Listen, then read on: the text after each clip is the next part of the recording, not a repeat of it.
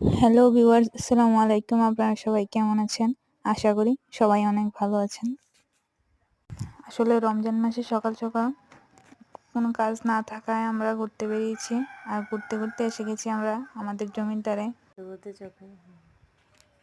ঘুরতে হাঁটতে হাঁটতে চোখে বললো এই যে শাকগুলি খেতে কিন্তু অনেকটাই স্বাদ লাগে।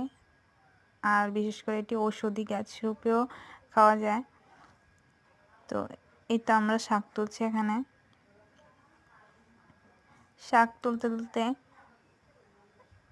ঘাস উঠে গেল হাতে, আপনাদের সাথে কথা বলতে। আসলে শাকটি কিন্তু খেতে অনেকটাই ভালো লাগে।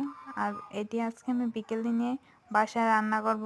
রমজান মাসে খেতে আরও ভালো লাগবে। রমজান মাসে অনেক কিছু খেতে ভালো লাগে না, আবার অনেক কিছু খেতে ভালো লাগে। তো শাক দিয়ে ভাত খেতে আমার অনেকটাই ভালো লাগে।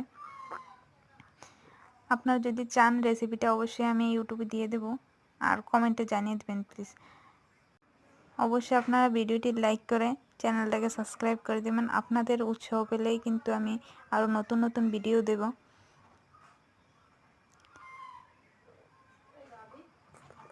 আসলে আপনাদের রেসপন্স পেলেই কিন্তু আমি ভিডিও আপলোড দেব।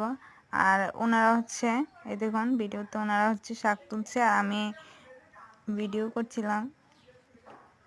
আসলে তারা সামনে আসছে না, তাই আমি তাদেরকে সামনেও আনিনি।